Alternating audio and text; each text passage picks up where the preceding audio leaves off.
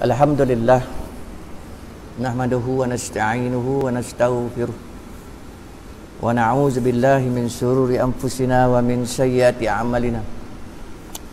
Man yahdihillahu fala mudhillalah wa man yudlil fala hadiyalah. Wa asyhadu an la ilaha illallah wa asyhadu anna Muhammadan abduhu wa rasuluh. Allahumma faqihna fid din wa 'allimna ta'wil. Rabbi zidni ilman nafi'ah warzuqni fahman wasi'ah. Qala Allah Ta'ala, Rabbi syrah li sadri wa yassir li amri wahlul 'uqdatam min lisani yafqahu qawli. Amma ba'd. Kita hadiahkan Al-Fatihah kepada junjungan besar baginda Nabi Muhammad sallallahu alaihi wasallam, seluruh ahli keluarganya, seluruh sahabat-sahabatnya, seluruh ibu ayah kita, datuk nenek kita, suami kita, isteri kita, anak kita, cucu kita, khususnya kepada mereka-mereka yang sakit di persekitaran Pengkalan Batu, umumnya umat seluruh alam. Al-Fatihah. A'udzubillahi minasyaitonirrajim. Bismillahirrahmanirrahim. Alhamdulillahi rabbil alamin. Ar-Rahmanirrahim. Maliki yaumiddin. Iyyaka na'budu wa iyyaka nasta'in. Ihdinas siratal mustaqim. Siratal ladzina an'amta 'alaihim ghairil maghdubi 'alaihim waladdallin. Amin. Astaghfirullahal azim. Bismillahilladzi la yadurru ma'ismihi syai'un fil ardi wala fis sama' wa huwas samiul 'alim. Bismillahi tawakkaltu 'ala Allah wala haula wala quwwata illa billahil aliyil azim. La ilaha illa anta subhanaka inni kuntu minaz zalimin. Allahumma inna na'udzubika minal baras wal junun wal juzam wa min sayil asqam. Wa sallallahu ala sayyidina Muhammad walhamdulillahi rabbil alamin. Alhamdulillah, bersyukur kita kehadrat Allah Subhanahu wa taala. Sebentar tadi saya terlintas, ketika saya berdoa saya terlintas sesuatu. Dalam riwayat hadis Nabi sallallahu alaihi wasallam ni, apabila kita berkata yang baik, hatta kita berdoa yang baik, kalaulah masa dan seketika itu para malaikat mengaminkan, maka dia jadi mustajab doa. Dia akan menjadi mustajab doa. Bila, di mana, bagaimana, kita orang awam tak tahu. Itu sebab bila saya tengah doa tadi, ya Allah, geleng kepala, ya Allah, andai Allah SWT menerima doa itu tadi, kemudian diaminkan oleh para malaikat, Masya Allah, Subhanallah, Maha Suci Allah. Mudah-mudahan Allah beri kita kurniaan yang besar itu. Hari ini kita di muka surat 81. Kalau ada yang ada buku, kalau tak ada yang ada buku, kita dengar saja. InsyaAllah hari ini kita nak bincang-bincang, kita nak kongsi-kongsikan apakah akibatnya orang-orang yang berangan-angan kosong, tiada punya alasan. Dia angan-angan dia. Tapi kalau kita tengok dari sudut yang lain, sebenarnya berangan-angan ni bagus, tapi janganlah angan-angan itu tak ada punca, tak ada benda yang kita nak letakkan sebagai moto atau sebagai objektif kat situ. Tak ada moto kat situ. Itu sebab dalam kitab ini diterangkan, ketahuilah orang-orang yang berangan-angan kosong, lagi terpedaya oleh hawa nafsunya, tidak punya apa-apa alasan sama sekali, tak ada alasan. Berat tu. Maksudnya tak ada apa-apa alasan. Sekiranya ia berkata, sesungguhnya Allah Ta'ala tiada menjadikan mudarat dengan dosaku. Allahu Akbar. Sesungguhnya Allah Ta'ala tidak menjadikan mudarat dengan dosaku, atau boleh manfaatkan dengan ketaatanku, dan dia adalah kaya, tiada berhajat kepada amalanku. Fahamkan? Perhatikan baik-baik tuan-tuan. Hari ini kita ni kadang-kadang beramal sikit, cakap ni banyak. Beramal sikit, cakap banyak. Macam saya lah, amal sikit, cakap banyak. Bila banyak cakap, banyak silap lah. Banyak cakap, banyak silap, banyak dosa. Itu sebab kita kena sentiasa istighfar dengan Allah. Selalu saya cakap, hari ni tak ada siapa pun di hadapan saya ni yang hari ni beritahu dia tidak ada dosa seminggu yang lalu. Masuk hari ni minggu yang kedua dia tak ada dosa. Ada? Tak ada. Semua turun tangan. Sebab saya suruh turun, saya angkatlah tangan. Tak ada, tuan-tuan. Semua kita, termasuk saya yang bercakap. Lalu Allah beri amaran dekat situ. Sebab amalan yang kita buat ini, sama ada sembahyang, puasa dan semua amalan-amalan baik yang kita buat ini, dia tidak menjaminkan syurga untuk kita. Tidak. Tak menjaminkan syurga. Jadi menjaminkan syurga itu apa? Menjaminkan syurga ialah rahmat dan redha Allah Subhanahu wa taala. Jadi kita kena faham kat situ tu. Supaya kita kena banyak-banyak melahirkan rasa syukur. Jangan tunggu bahagia baru nak bersyukur. Bukan Abdul Syukur. Abdul Syukur nama saya. Jangan tunggu bahagia baru nak bersyukur. Bersyukurlah, kamu akan bahagia. Contoh lah, paling mudah lah tuan-tuan. Allah telah mengirimkan nikmat kepada kita setiap hari, without fail. Cakap Jepun keluar. Without fail. Tak ada rasa syukur yang engkau panjatkan kepadanya, mana kita tak balik kembali Allah kepada Allah SWT. Jadilah engkau manusia yang derhaka, kata Imam Syafi'i rahmatul alayhi, rahmatul ta'ala. Kata Imam Syafi'i, kalau kita tidak bersyukur, lalu kita tak panjatkan rasa syukur itu kepada Allah, makna kita tergolong di kalangan manusia-manusia yang derhaka. Tak bersyukur atas perintah Allah Subhanahu Wa Taala. Kita melakukan apa saja kat dunia ni, sama ada yang lebih buruk, kita lakukan benda-benda yang melanggar pensyariatan. Buat silap, buat dosa, buat maksiat dan sebagainya. Allahu Akbar. Itu sebab kalau kita ingatkan kematian, kita tak akan buat benda-benda itu. Kita khawatir, kita takut. Kita takut. Kematian tu dia menjadi macam pendinding, atau disebut sebagai penghalang daripada kita melakukan semua amalan-amalan yang berat-berat, amalan-amalan yang banyak memberi impak negatif kepada kita. Itu sebab apa pun kita buat kat dalam dunia ni, dia berpaksi kepada masa atau waktu yang Allah berikan kat kita ni. Masa dan waktu yang Allah berikan kat kita ni, orang barat ni cakap apa? Dia kata time is gold, dia kata. Masa itu adalah emas, tapi orang Islam tak panggil masa itu emas. Dalam Al-Quran Allah kata masa itu rugi. Masa itu adalah kerugian kepada semua, termasuk orang yang cakap wal as innal insana lafi hus.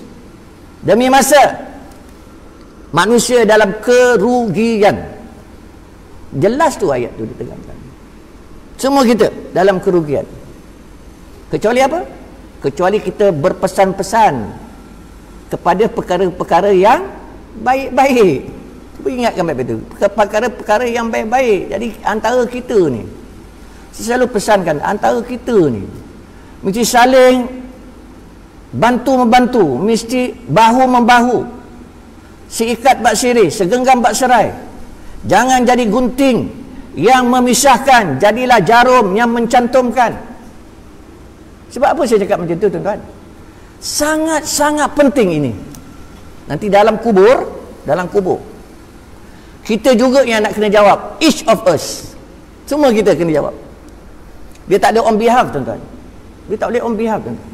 Kalau boleh on behalf, bagus. Tapi disebabkan tak boleh on behalf, maknanya suka atau tak suka, mesti kita buat. Susah atau senang, mesti lakukan. Bila para malaikat yang bertanya kita ni tadi, siapa saudaramu? Nak jawab apa? Nak jawab apa? Siapa saudaramu? Man ikhwanuka. Kalau kita atas dunia bercakaran di antara satu sama yang lain. Ini peringatan. Bukan saja bercakaran, hatta kita melakukan banyak benda-benda yang sia-sia. Itu sebab satu hari seorang sahabat jumpa Ibrahim bin Adham. Dia kata, wahai Ibrahim Adham, aku nak melakukan maksiat, aku nak melakukan dosa. Boleh tak? Apa kata Ibrahim Adham kata? Dia kata, boleh, silakan. Tapi engkau carilah di mana sudut-sudut dunia ini yang Allah tidak nampak. Dia kata, carilah. Pergilah engkau, cari di mana sudut-sudut kehidupan ini yang Allah tidak nampak apa yang kau lakukan. Tak nampak. Dia balik jumpa Ibrahim bin Adham. Dia kata, wahai Ibrahim bin Adham,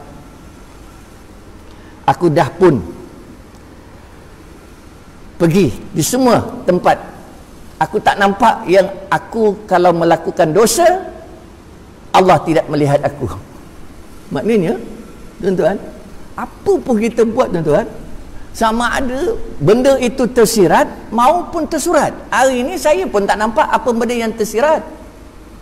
Yang tuan-tuan buat, apa yang tersirat saya buat. Betul? Itu sebab kita kena doa dengan Allah SWT banyak-banyak, supaya Allah SWT padamkan, delete ketika kita di yaumil mahsyar nanti, supaya Allah delete semua benda-benda yang merugikan kita. Itu Allah delete supaya kita tidak nampak. Itu yang kita takut. Itu yang kita khawatirkan. Kemudian jawabnya memang benar, akan tetapi dosa-dosa itu akan mendatangkan mudarat kepada kita, manakala ketaatan akan mendatangkan manfaat. Sedangkan kita adalah seorang yang fakir, yang sangat berhajat kepada amal saleh. Bila kita berhajat kepada amal yang saleh, kan dalam Quran Nabi sebut Rabbana, kita sebut Rabbana absarna, Rabbana sami'na. Kalau Rabbana absarna, Rabbana sami'na atas dunia, alhamdulillah, fine, steady. Makna ada ruang, ada peluang. Jangan ayat yang saya baca tadi ni kita sebut di padang mahsyar. Jangan ayat tu nanti kita sebut di alam barzah, alam malakut. Masa itu tidak ada lagi ruang dan peluang untuk kita kembali bertemu Allah Subhanahu Wa Taala. Sebab kita kata Rabbana, ya Tuhan kami, aku melihat. Rabbana sami'na, aku mendengar. Tapi tak buat. Allahu Akbar. Termasuklah Abdul Syukur. Cakap ya, buat tak? Tak ada. Buat tak ada, tuan-tuan. Sebab kita kena banyak berdoa dengan Allah SWT. Apa pun kita buat atas dunia ni, sebenarnya dia bertitik tolak kepada keikhlasan kita. Sangat-sangat penting kita meletakkan keikhlasan dalam diri kita, supaya setiap apa yang kita buat itu nanti dia akan mendapatkan ganjaran yang besar di sisi Allah Subhanahu Wa Taala. Kita ambil satu contoh, tuan-tuan. Malaikat namanya Azazil. Malaikat namanya Azazil ni, dia ini hebat malaikat ni. Dia sebaris dengan malaikat-malaikat yang hebat. Jibril alaihissalam, Israfil. Ini mereka-mereka yang hebat ni semua ni, sebaris. Tapi akhirnya Allah laknat dia. Sebab apa Allah laknat dia? Allah laknat dia dari syaitan dan iblis. Bukan setan. Setan tu maknanya sepuh cakap. Syaitan, iblis. Sebab apa? Padanya ada sifat yang disebut sifat angkuh dan sifat sombong. Kita relate kat kita hari ni. Jangan sekali-kali kita ambil sifat Azazil ni. Kalau kita ambil sifat Azazil ni, kita rugi. Contoh. Kita ambil satu contoh, tuan-tuan.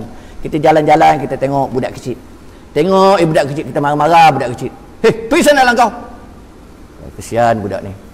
Dah mati dia tak apa lah pakcik ni. Tiba-tiba je marah aku.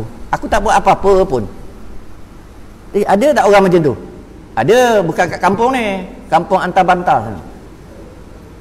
Dulu saya kecil-kecil, ada orang tegur saya. Dulu aku kecil-kecil, aku jalan. Engkau siapa? Anak Pak Talib. Pergi sana. Lama dah mati aku cakap. Mentang-mentang lah bapak aku kerja hospital dia. Kau cakap aku macam tu. Terasa aku tahu. Betul bang, Abang Dollah. Ni saya cakap lillah kena Allah tahu. Masa saya kecil-kecil dulu. Sekolah dia satu kat sekolah pinggir. Engkau pergi sana. Dia pergi sini. Saya nak jalan sini boleh pak cik. Tak boleh dah pergi. Engkau nak apa? Anak Pak Talib.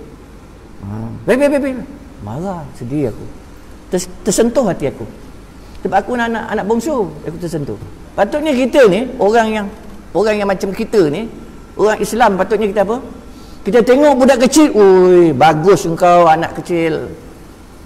Engkau ni tak ada dosa. Kau tak ada dosa. Aku ni banyak dosa. Doakan pak cik ya. Doakan atuk Ada aku cakap pak cik. Ustaz pak cik ke? Atuk kot. Apa? Atuk lah. Aku cakap. Ustaz Haidin ni dia masih boleh pak cik lagi ya. Muda lagi. Ya, kalau kita jumpa budak kecil, itu yang patutnya kita cakap. Yang itu yang selalu bermain dalam fikiran kita sepatutnya. Kan? Islam tu cantik tuan-tuan. Begitu juga kalau kita jumpa orang tua. Janganlah sebut orang tua, malu sikit. Warga emas lah. Kita pandang warga emas jalan. Apalah orang tua ni, cepatlah sikit. Lambat kau jalan. Kau kena ingat juga dulu, masa kau muda, nanti satu hari kau pun akan tua. Sepatutnya kau kena ingat macam ni. Ya Allah, abang yang tua ni, Allah panjangkan umur dia. Allahu Akbar. Banyak amalan dia. Macam tu. Betul tak Ustaz? Ustaz, aku cakap betul Ustaz? Atau salah Ustaz? Aku kadang-kadang fikir juga Ji. Kadang-kadang aku fikir-fikirkan balik betul tak betul. Itu sebab saya dapat panggilan telefon. Ustaz, saya nak minta Ustaz ceramah kat mana? Masjid Tanah. Jauhnya tu. Atau nak suruh saya cari penceramah. Penceramah banyak, ada 168 penceramah. Saya boleh cari. Nak cari yang mana pun boleh. Nak cari selebriti, nak cari yang biasa-biasa, yang nak cari luar biasa pun boleh. Saya jawab. Dia kata tak. Datuk kata, Datuk ni dia pengurusi masjid tu. Dia kata Datuk nak panggil Ustaz yang ceramah. Apa pula? Aku pula. Dah banyak hari aku duduk ceramah dengan dia. Tak, Datuk nak Ustaz juga ceramah. Dia kata kenapa? Sebab Ustaz dah jadi selebriti dia tu. Selebriti mana? Radio. Tak ada maknanya. Saya cakap Ustaz, tak ada maknanya tu. Nak juga panggil aku datang ceramah. Ceramah, kuliah, duha. Datuk SMS. Ustaz, terima kasih kerana Ustaz setuju. Nanti Ustaz beritahulah, kita ada planning, perancangan nak minta Ustaz buat kuliah sebulan sekali. Aku puas memikirkan sebulan sekali tu bila lah masa yang aku ada. Kesibukan masa kan, dengan kerja dan sebagainya. Patut kita fikir. Bila kita fikir kejernihan, insya-Allah Allah akan balikkan kejernihan tu. Waimah kita jumpa orang kafir, selalu saya cakap tuan. Waimah kita jumpa dia orang kafir tuan. Ya Allah, kita pandangnya ya Allah, engkau ini akan jadi sangat mulia. Beritahu motivasi kat diri kita. Engkau ini akan jadi sangat mulia kalaulah pada engkau ada kalimah la ilaha illallah. Waimah umur kau 70 tahun, 80 tahun, kau melafazkan kalimah itu, bermakna dosa engkau terhapus bagaikan bayi yang baru dilahirkan. Engkau ada? Saya ada? Ada. Orang kafir tu. Sebab apa? Sebab dia juga umat Muhammad, cuma dia tak dapat kalimah itu. Nak salahkan siapa? Takkan nak salahkan dia. Salah kita lah. Salah kita lah. Itu sebab kita kena lihat diri kita. Itu sebab kalau kita perhatikan signifikan kehidupan ni, dia sangat-sangat sensitif tuan-tuan.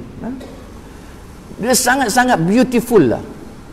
Kalau kita tengok sirah Nabi SAW juga, Nabi tidak pernah dalam hatinya dan jiwanya ada perasaan dengki, khianat, iri hati, waimah dengan orang kafir sekalipun. Tak ada. Itu sebab Allah angkat dia. Begitu juga dengan orang-orang alim. Begitu juga orang alim tuan-tuan.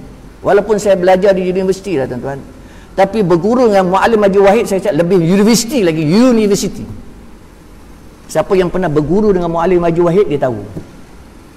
Sungguh saya cakap, dia lebih universiti daripada universiti. Sebab ilmu dia tu adalah roh, menghidupkan jiwa yang sudah mati.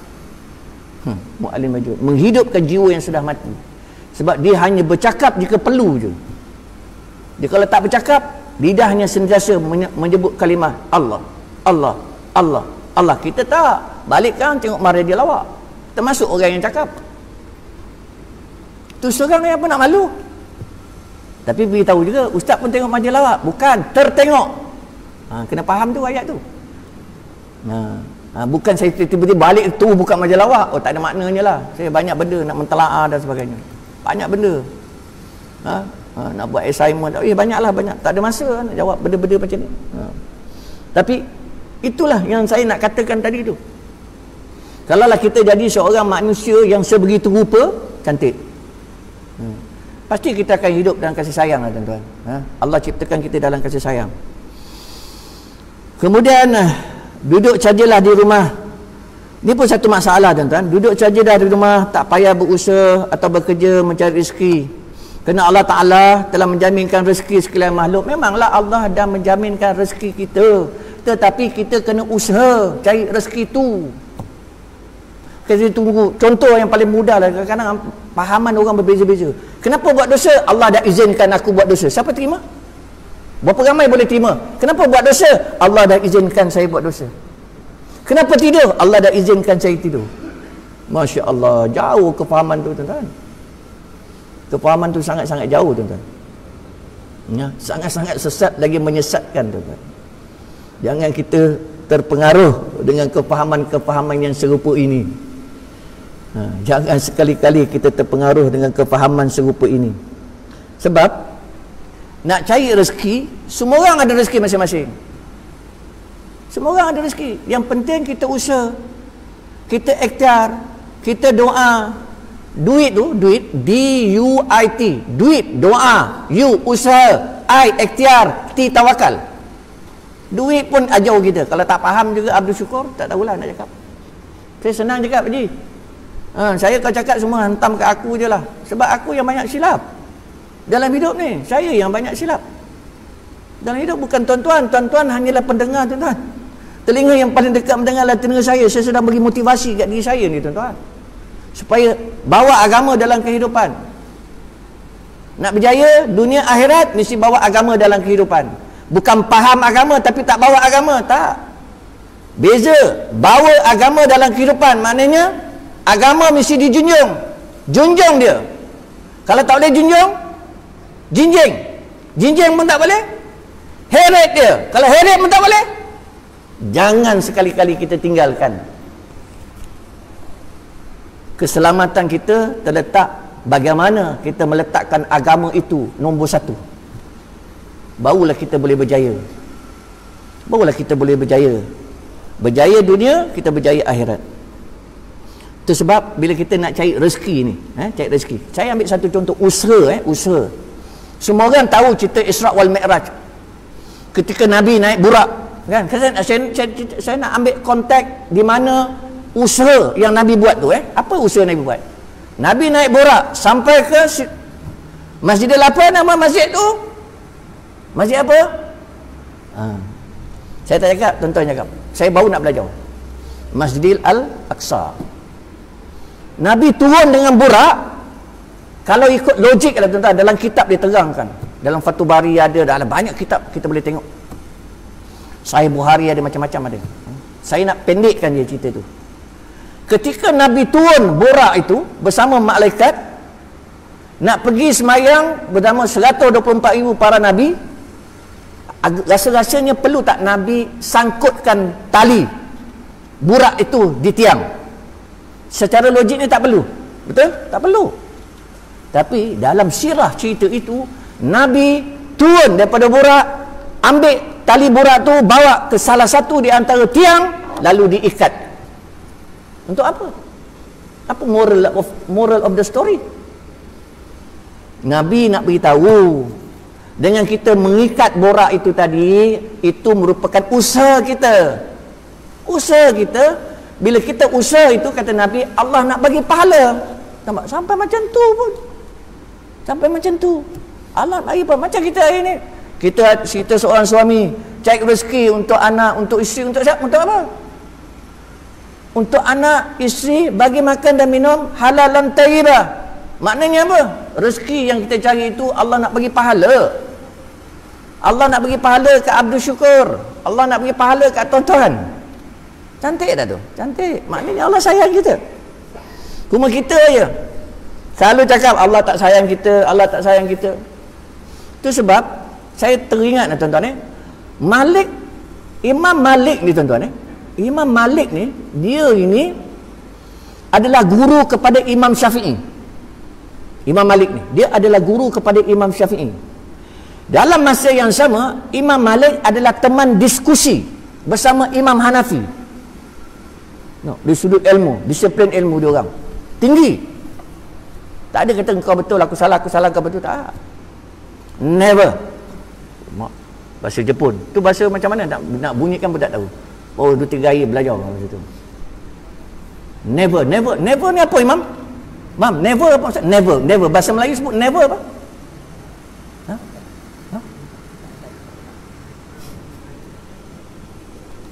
Aku never maknanya macam tu tuan-tuan. Takkan berlaku tuan-tuan. Imam Malik ni dia berguru dengan Imam Syafi'i berguru dengan Imam Malik.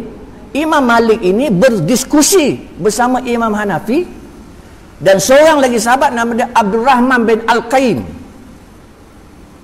Dia berguru dengan Imam Malik selama berapa tahun? 20 tahun. Bukan macam saya berguru dengan Mu'allim Al-Jaid 3 tahun. Tak cukup 3 tahun tu. Abdul Rahman Al-Qaim ni berguru dengan Imam Malik saja 20 tahun. Out of 20 years. Alamak, marah aku ni. Malam ni lain macam sikit dah ceramah. Macam nak marah ya. Dalam 20 tahun dia belajar dengan Imam Malik, agak-agak dia belajar ilmu je berapa lama? Tuan-tuan, saya tanya tuan-tuan, berapa lama dalam 20 tahun tu? Dia belajar ilmu saja 2 tahun sahaja. 2 tahun saja. Ustaz, 2 tahun, 18 tahun dia buat apa Ustaz? 18 tahun dalam sirah diterangkan. Abdul Rahman ini dia belajar ilmu adab, ilmu akhlak. Ilmu adab, ilmu akhlak. Supaya jangan jadi alim macam malaikat Azazil. Alim sangat dia tu, sebaris dengan Jibril. Tapi disebabkan adanya sifat angkuh, sombong dan sebagainya. Tu kita hari ini ilmu saja tak cukup tuan-tuan. Ilmu saja tak cukup, dia perlu ada adab tuan-tuan. Adab dalam kita menuntut ilmu, adab dalam kita bergaul dengan suami isteri, adab dalam kita bermasyarakat. Banyak benda tu bab ni tuan-tuan. Bab-bab yang sebegini sangat-sangat kadang-kadang kalau kita fikir-fikirkan memang payah juga. Ada satu cerita tuan-tuan. Hari ni saya nak buat cerita je tuan-tuan. Tak tahu tiba-tiba dia banyak macam cerita je sampai tuan-tuan. Ada seorang profesor tuan-tuan. Ni cerita. Ada seorang profesor. Dia nak pergi menyeberang sungai ke, tak tahulah, sungai ke laut, lebih kurang macam itulah. Seorang pendayung tuan-tuan. Seorang pendayung ni, dia tanya dengan pendayung ni, dia kata boleh tak tuan bawa saya pergi ke seberang sana? Dia kata boleh, sebab memang kerja dia mendayung perahu, payung ya. Dia mendayung lah. Dia kata. Dalam ketika dia naik perahu tu tadi, profesor, saya pun ada abang profesor tau. Saya cakap dengan dia, dia kata, Ustaz, kau janganlah panggil aku Prof Ustaz, malu aku Ustaz. Aku rasa aku macam bukan prof dia lagi. Aku macam baru semalam baru nak belajar dia gitu tu. Seorang profesor tu, dia cakap saya macam tu. Saya cerita pasal agama, dia dengar je. Seolah-olah macam dia tak tahu tuan-tuan. Padahal dia dah habis belajar, dah tembak dinding dia. Belajar PhD tu dah tembak dinding, dah tak ada lagi dah, tak boleh nak belajar lagi dah. Dia profesor ni dia tanya dengan yang mendayung ni tadi. Dia kata apa? Wahai pendayung, boleh tak aku tanya engkau boleh tak menulis? Engkau boleh tak membaca? Apa jawab pendayung? Pendayung tu ikhlas. Dia pun tak membohong, dia tak pun berbohong pun. Dia bercakap, tuan, saya sebenarnya tak pandai membaca dan tak pandai pun menulis. Profesor tu dengan selamba je. Kalau begitu, engkau dah kehilangan separuh daripada dunia. Oh, Profesor, kau dah hilang separuh daripada dunia kau. Jalan lagi ni, terkayu lagi, kayu. Allah tu maha hebat tuan-tuan. Allah ciptakan kita ni mempunyai pelbagai keistimewaan. Lalu profesor tu tanya lagi dengan pendayung ni tadi. Dia kata apa? Dia kata, engkau ada duit tak simpan? Ada duit simpanan tak untuk keluarga engkau? Dia kata, tuan, saya ni kais pagi makan pagi, apa yang ada adalah, yang selebihnya kalau ada pun simpan untuk esok. Profesor tu jawab apa? Selamba profesor jawab, rugi separuh lagi pada kehidupan kau. Sebab nanti bila engkau tua, engkau tak ada apa lagi nak mewarisi kepada anak-anak engkau. Kata profesor ni.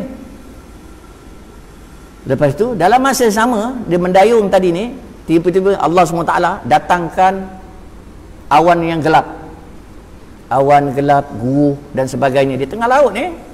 Nak menyampai ke darat pun boleh tahan juga jauh. Tiba-tiba hujan turun. Apa pengendayung ni cakap dengan profesor ni? Wahai tuan, tuan tahu tak berenang? Tuan tahu tak berenang? Terkarap dia jawab. Macam aku juga. Tapi aku pandai berenang. Adib waladaka sab'at alimu auladakum hasibaha wa rimaya wa qiraatul Quran. Nabi kata, ajar anak-anakmu memanah, main pedang dan berenang dan baca Quran. Saya baca Quran ada, memanah ada, lagi apa satu lagi? Berenang ada. Ada. Tapi tak boleh nak menyelamat orang, tak boleh. Aku selamat diri aku boleh. Berenang untuk selamat diri aku boleh. Kalau nak selamat orang, minta maaf. Bila pendayung ni tanya dengan profesor ni pun giling kepala. Tak pandai. Lepas tu apa pendayung dia kata? Kalaulah engkau tidak pandai berenang, maknanya engkau akan kehilangan. Engkau akan menerima kematian. Sebab aku selepas ini nak turun berenang. Sebab air hujan dah masuk dalam perahu. Ambil pun tak boleh sebab air dah penuh. Tak nak terpaksa. Rupa-rupanya pendayung ni kerap melakukan benda yang sama. Kerap melakukan benda, bila hujan turun, air tangkongan dalam perahu penuh, dia akan lompat, dia akan berenang. Itu yang dia cakap dengan profesor tu tadi. Dia kata, kalau tuan tak pandai berenang, saya tak dapat tolong tuan. Maknanya tuan akan kehilangan buat selama-lamanya, dia kata. Moral story apa tuan-tuan? Moral story dia apa? Moral story dia, Allah nak beritahu kasih sayang Allah pada kita ni sangat-sangat hebat. Tak semua orang mempunyai kemahiran yang sama. Ambil contoh Haji Muhammad. Kau suruh saya pergi buat DJ boleh? Saya tak reti. Dia boleh, dia boleh kelentong kau. Macam ni. Sebab dia memang pakar. Contoh Haji Azman, dia bagian bendahari accountancy. Dia cakap dengan saya pun dengar plus minus apa debit kredit. Agak-agak saya faham. Basic saya faham. Masuk ke dalam, habis blur tahu tak? Blur. Tak tahu tuan-tuan.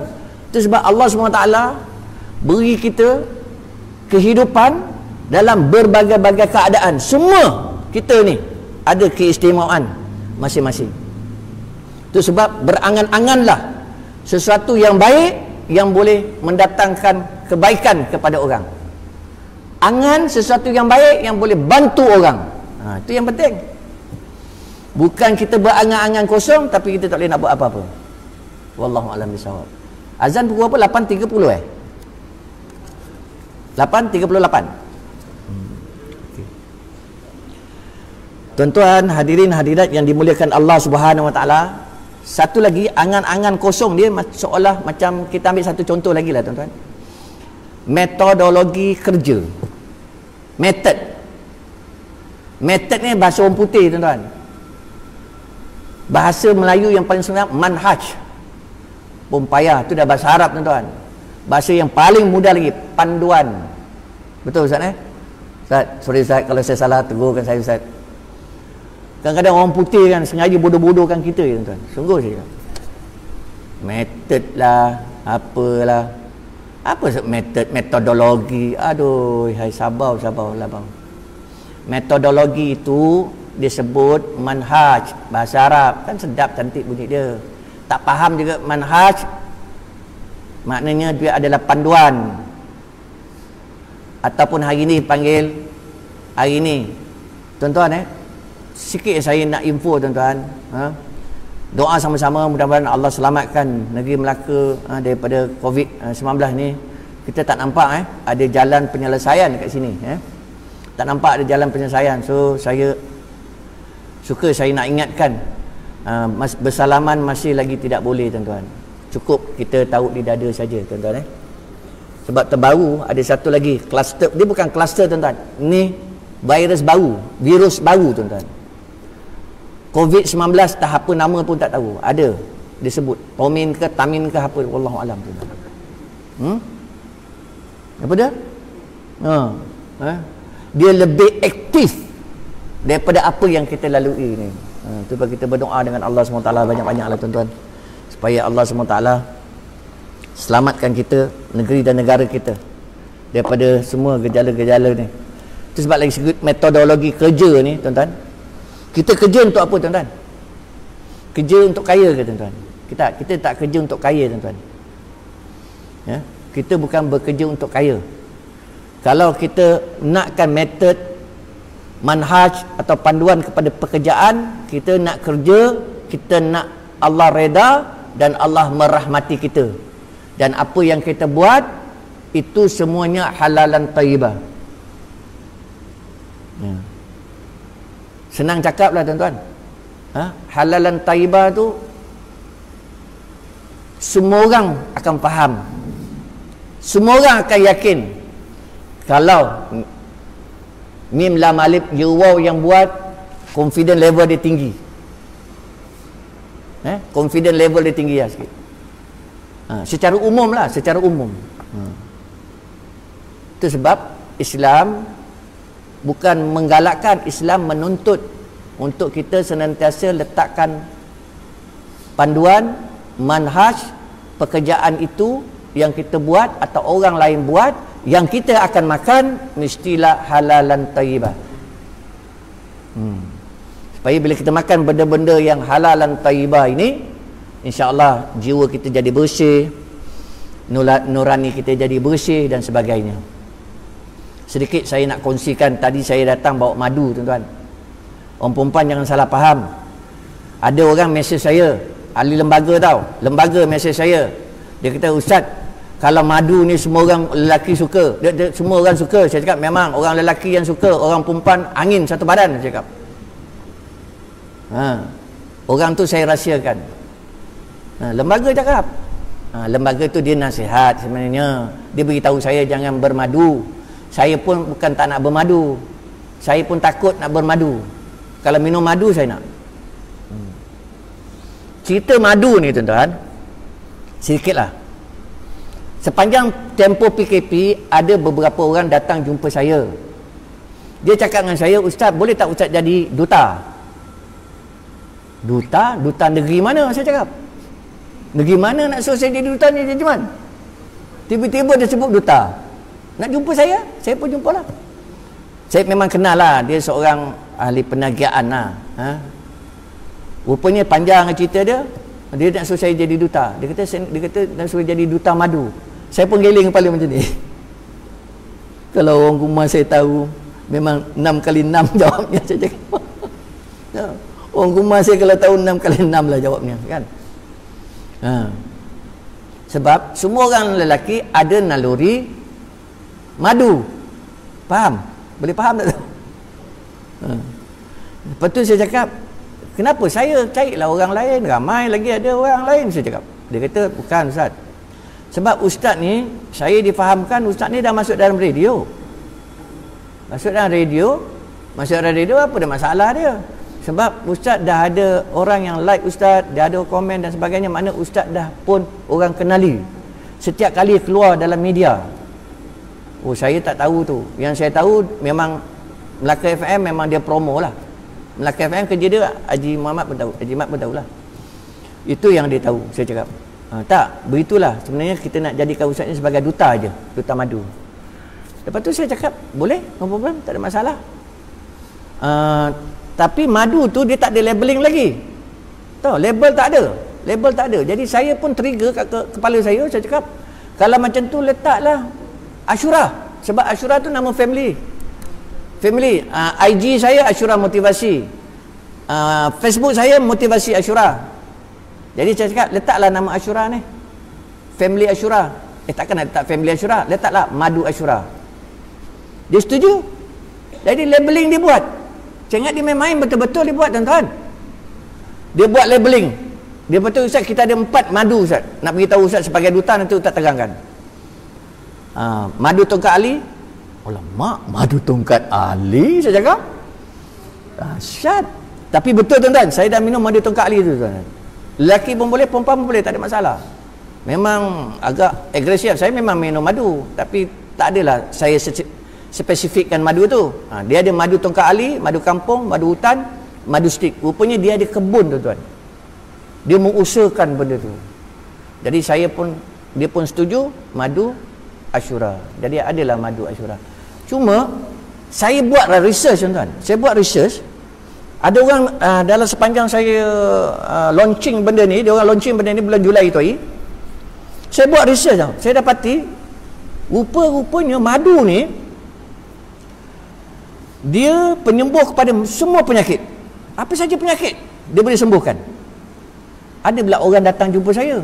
Dia kata, Ustaz, suami saya ni dia kencing manis, darah tinggi, Ustaz. Kalau dia minum madu, memang habis. Kencing manis dia terus naik. Saya pun buka buku balik. Buka buku, buat research. Tengok. Tak ada. Dalam hadis banyak disentuh, dia kata apa?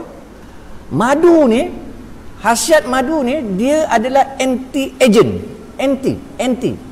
Atau disebut antioksida. Maknanya dia penebat. Dan sekaligus dia penyembuh kepada penyakit tu. Masya Allah, saya cakap subhanallah. Jadi beberapa research lain yang saya dapat lah, tuan-tuan. Saya dapati bahawa madu ini adalah makanan mereka-mereka yang beriman, makanan mereka-mereka yang bertakwa dalam syurga Allah Subhanahu Wa Taala. Allah, banyak lagi khasiat madu. Jadi hari ini saya pun dah bawa madu. Kalau siapa-siapa nak ambil madu, nak beli madu, bolehlah beli madu Ashura. Di samping membeli, boleh infak. Saya dah sebenarnya sebelum launching pun saya dah banyak infak lah, tuan-tuan. Banyak infak. Jadi saya selaku duta, saya nampak selain daripada saya menjual, tapi siapa yang membeli, dia sekaligus secara tak langsung dia telah pun infak atas madu itu. Sebab madu itu juga nanti saya akan bagi kepada sekolah-sekolah. Kebanyakannya sekolah setakat ni yang saya dah masuk sekolah-sekolah agama lah, sekolah tadika, dan juga insyaAllah akan datang akan pergi ke sekolah agama rakyat.